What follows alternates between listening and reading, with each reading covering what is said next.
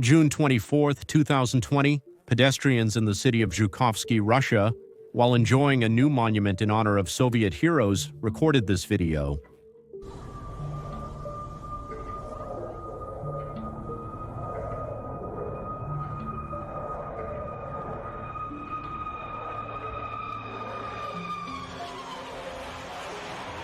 This was the first time that the terrifying sound of the Su-57 was publicly known, at least globally. Some compare the sound to the German stucco of World War II.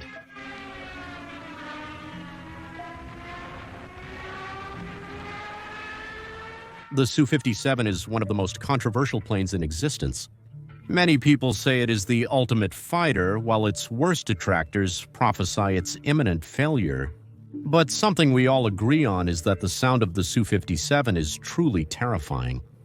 There are not many records of the Sub-57 being used at such a low altitude in combat for there to be testimonies of soldiers who have heard this sound in combat. But without a doubt, if you're in combat and you hear this,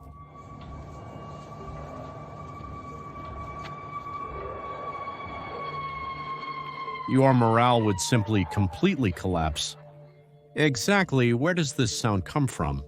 Did they do it on purpose or was it an accident? Why does everyone say it's really a sound produced by a manufacturing error? And more importantly, why could the SU-57 stop sounding like this in the future? In this video, we will talk about the ins and outs of this curious sound. And in turn, you will learn much more about this legend, which practically without fighting is already making history. So get comfortable. My name is Kevin Aguilar, and this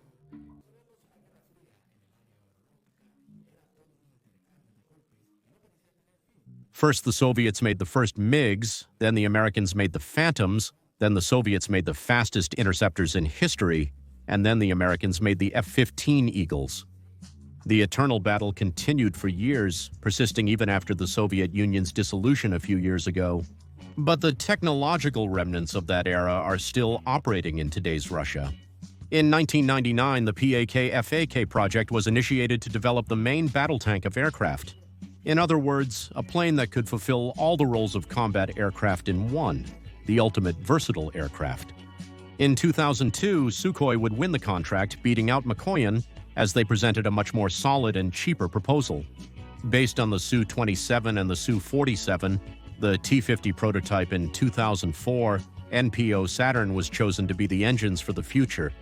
Remember the name Su-57 well, as it will be extremely important in the future.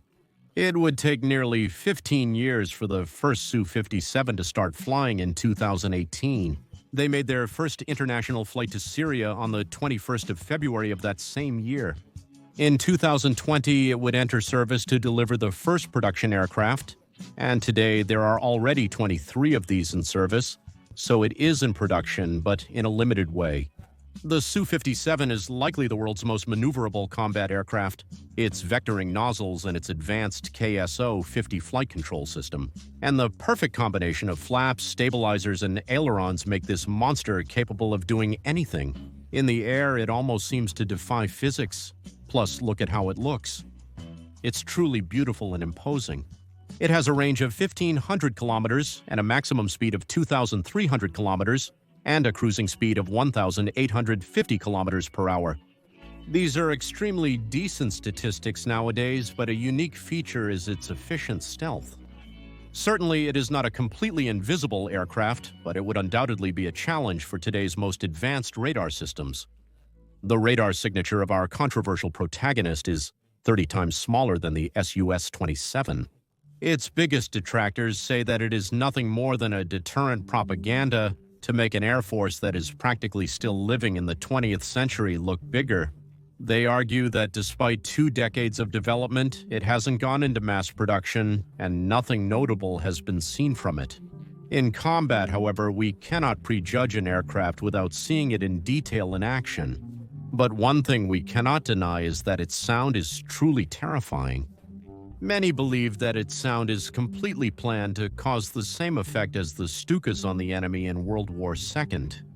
Although, in fact, the Su-57 became very famous, but there are other jet planes that have very characteristic and terrifying sounds. The Abro Vulcan XH-558 has a really terrifying sound. which sounds as if it were howling.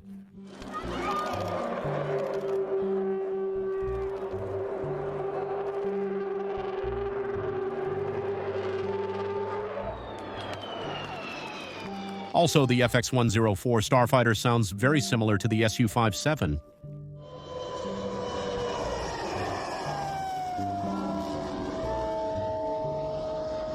However, these sounds are merely accidental and can be caused by the relationship of the engine with the fuselage and the air. The SU-57 is still under some secrecy, clearly not as much as when it was in development.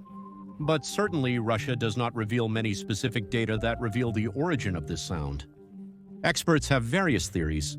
One states that the SU-57 generates the sound when flying at subsonic speeds, and it is caused by the friction of its very narrow fuselage against the wind. This theory is highly refuted because the sound ends after the plane passes.